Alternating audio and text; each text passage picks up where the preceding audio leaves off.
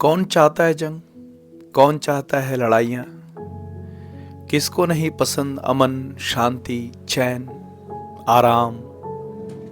कौन नहीं चाहता। चाहे हिंदुस्तान की आवाम हो, चाहे पाकिस्तान की आवाम हो, दोनों ही चाहती हैं कि अमन चैन बना रहे। लेकिन एक बात बताओ, अगर तुम अपने घर पे सपोले पालोगे और उन सपोलों को सांप बना करके किसी दूसरे जानवर के शिकार के लिए छोड़ोगे, तो वो जानवर अगर उस सांप को खत्म कर सकता है तो उसको खत्म करने की कोशिश करेगा या नहीं करेगा। पहलगाम का हमला कोई पहला हमला नहीं था। इससे पहले न जाने कितने हमले हुए, कितनी बार सबूत दिए गए, कितनी बार बताया गया। विश्व के सामने हाथ फैला फैला कर भारत जैसे भीख मांग रहा हो कि इन लोगों को सजा देनी चाहिए। मुंबई हमले के आतंकवादी को पकड़ा गया, उसके पुख्ता सबूत मिले। पाकिस्तान इस बात को मान भी गया, लेकिन आगे कुछ नहीं हुआ। लश्कर तौयबा तब भी था, आज भी है। हिजबुल मुजाहिदीन तब भी था, आज भी है। जब हर तरफ से हिंदुस्तान हार मान गया और समझ गया कि पाकिस्तान खुद कुछ नहीं करने वाला, तो उन सपोलों को नहीं, अब तो वो सांप बन चुके हैं, उन सांप को मारने के लिए खुद ही डंडा लेकर उसके बिल में घुस गया। हाँ, आप कह सकते हो कि बहुत से बच्चे, बहुत सारी औरतें, मैं इस बात को डिनाई भी नहीं करता कि ऐसा नहीं हुआ होगा, लेकिन ये आतंकवादी जानबूझकर उस भीड़ वाले इलाके में जाकर रहते हैं, मस्जिदों में रहते हैं, जानबूझकर के ऐसे इलाकों में रहते हैं जहां पे उन पे अटैक ना किया जा सके। बहुत सारे गवाह हैं, पुरानी कहानियां हैं जहां पे धार्मिक स्थलों का इस्तेमाल करके आतंकवादी अपनी जान बचाते रहे, भीड़ वाली जगहों में जाते रहे। दुख है कि इन आतंकवादियों को इतनी भी शर्म नहीं आती कि वो अपनी जान बचाने के लिए बच्चों और औरतों को आगे कर देते हैं। लेकिन मारना तो पड़ेगा इनको, क्योंकि पता नहीं ये कहां की पढ़ाई करके आते हैं कि 72 हुरों से इनका मिलन हो जाएगा, जन्नत के दरवाजे खुल जाएंगे अगर 100 लोगों को मार देंगे। ये दूसरे धर्म के लोग काफिर हैं, अपने धर्म को आगे बढ़ाना है, अपनी चीजों को आगे बढ़ाना है।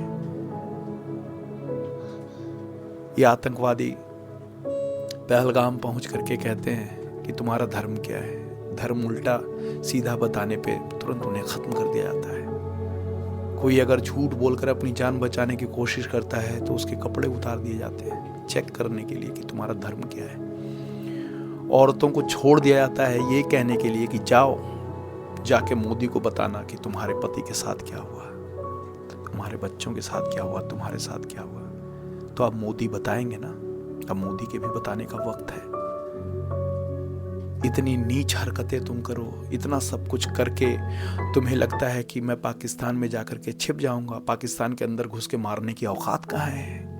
तो ऑपरेशन सिंदूर लीड करने वाली भी महिलाएं हैं। वो महिलाएं जिन महिलाओं को तुम आतंकवादियों ने पकड़ पकड़ कर कहा था कि जाओ जाकर मोदी को बता देना, आज वही महिलाएं लीड कर रही हैं और तुम्हें घर घर में घुस घुस कर मार रही हैं, खत्म कर रही हैं और सबूत के साथ मार रही हैं। अफसोस है, मुझे है, मेरे साथ कई भारतीयों को भी है कि इसमें न जाने कितने बेगुनाह लोग भी मारे जाएंगे, कितने लोगों का घर तबाह होगा। लेकिन ऐसा ही होता है। हमारे महाभारत में कहा गया है कि कौरवों और पांडवों की लड़ाई में भीष्म पितामह जैसा एक सच्चा पुरुष उन कौरवों की वजह से बलि चढ़ गया। और ऐसे कई पात्र हैं। कर्ण सिर्फ दुर्योधन की दोस्ती में खत्म हो गया। और कहते भी हैं कि आटा को जब पीसते हैं ना तो उसके साथ जो घून है जो उस आटे के साथ कीड़ा होता है वो भी पीस दिया जाता है। यही होता है। अफसोस है, लेकिन इसको खत्म करने की बहुत ज्यादा जरूरत थी और इसको जवाब देना बहुत ज्यादा जरूरी हो गया था, क्योंकि पाकिस्तान एक तरीके से अपंग हो चुका था और अपने तरीके से वो कुछ भी नहीं कर पा रहा था। अपने अंदर पल रहे आतंकवादियों को जवाब देने की उसकी औकात नहीं थी, आज भी नहीं है, क्योंकि आतंकवादी को पैदा करने वाले ये सेना के लोग हैं। और अब पाकिस्तान एक तो इंडिया के साथ लड़ रहा है और इसके अंदर की लड़ाई शुरू हो चुकी है, क्योंकि लोग जानते हैं असलियत क्या है। लोग सड़कों पे उतर आए हैं। जिस देश का एक्स प्रधानमंत्री सेफ ना हो, सुनने में भी आया कि इमरान खान के साथ भी गलत हो गया, उनके साथ।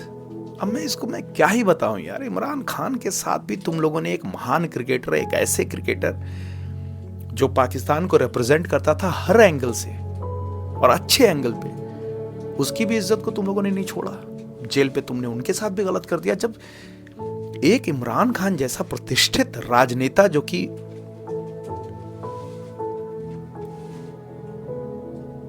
जब वो सेफ नहीं है तो तुम्हारे देश में और कौन सेफ हो सकता है यार।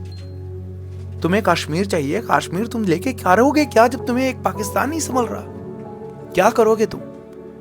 नहीं, आज मैं एक सीरियस नोट पे बात कर रहा हूं कि तुम पहलगाम करो, तुम मुंबई हमला करो, तुम उरी करो, तुम बालाकोट करो, जो तुम्हें करना है करो, लेकिन अब ये वो सरकार नहीं है जो खामोश रहेगी। और हिंदुस्तान के मुसलमानों को, हिंदुस्तान के सिखों को भड़काने की भी तुम बहुत कोशिश कर रहे हो। करो, वो भी करके देख लो। लेकिन मैं सिर्फ इतना कहूंगा, हमारे गीता में कहा गया है, कर्मण्यवाधिकारस्ते मा फलेषु कदाचन। जैसा कर्म करोगे वैसे ही फल की प्राप्ति होगी, वैसा ही फल मिलेगा। तुमने अगर गलत किया है तो गलत ही मिलेगा। तुम्हें तो बोला जाता है भाई मरने के बाद ऐसा होगा, नहीं, हमारे में ऐसा बोला जाता है कि तुम जिंदे में ही तुम्हें सब कुछ हासिल हो जाना है। अच्छा करोगे अच्छा मिल जाएगा, बुरा करोगे बुरा मिलेगा, सब यही मिलना है तुम्हें। ये फिलॉसफी ही नहीं है कि तुम खत्म हो जाओगे, मर जाओगे तब 72 हूरें मिलेंगी, तब जन्नत का दरवाजा खुलेगा। हम तो कहते हैं सर्वे भवन्तु सुखिनः सर्वे भवन्तु निरामया सर्वे भद्राणि पश्यन्तु मा कश्चित् दुख भाग भवेत्। सभी सुखी रहें, सभी निरोग रहें, सब अच्छा अच्छा देखें और किसी को भी कोई दुख ना हो। हम हमेशा यही चाहते हैं। लेकिन अगर तुम कहोगे ये भाई और धर्म के लोग काफिर हैं, इनको जीने का कोई अधिकार नहीं है, तो हमें पता है कि हमें अपने जीने का अधिकार कैसे लेना है। यही कहना चाहता हूं कि युद्ध कोई नहीं चाहता, लेकिन अगर कोई तुम्हारे घर में घुसकर तुम्हारी बहू बेटियों को और तुम्हारी जान लेने की कोशिश करने लगे तो तुम क्या करोगे? और हर घड़ी अगर ये खतरा बना ही रहे तो तुम क्या करोगे? तुम यही चाहोगे ना कि जैसे भी हो इस बार आर या पार की लड़ाई लड़नी ही पड़ेगी। मुश्किल है और इस बात को पूरा विश्व समझता है। नहीं तो अभी तक अमेरिका कूद जाता, अभी तक चाइना कूद जाता, जो तुम्हारा सबसे बड़ा दोस्त है। नहीं कूदा ना, क्योंकि उससे भी पता है कि क्या गलतियां हो रही हैं तुमसे और तुम बहुत गलत कर रहे हो। ये हिजबुल मुजाहिदीन, लश्कर तैयबा, इस तरह की चीजों को तुम पाल रहे हो, पोस रहे हो और तुम्हें लगता है तुम बहुत बड़ा काम कर रहे हो। तुम वही देश हो जहां पे ओसामा बिन लादेन को ढूंढकर अमेरिका ने मारा था। तो अमेरिका को भी पता है कि तुम बड़े बड़े सरगनाओं को अपने यहां ठिकाने देते हो। दाऊद इब्राहिम तुम्हारे यहां कितने साल रह गया, अब भी शायद उधर ही है, और तुम कहते हो नहीं हम टेररिस्ट को पनाह ही नहीं देते। कितना झूठ बोलोगे, कितना झूठ बोलोगे? अपने लोगों के साथ गलत कर रहे हो, तुम अपने लोगों के साथ गलत कर रहे हो। वजीर आजम, अपने देश के लोगों के साथ गद्दारी करना बंद कर दो। आर्मी चीफ, अपने लोगों की बलि चढ़ाना बंद कर दो, बंद कर दो। गुनहगारों को पनाह देना बंद करो। बस यही एक रास्ता है।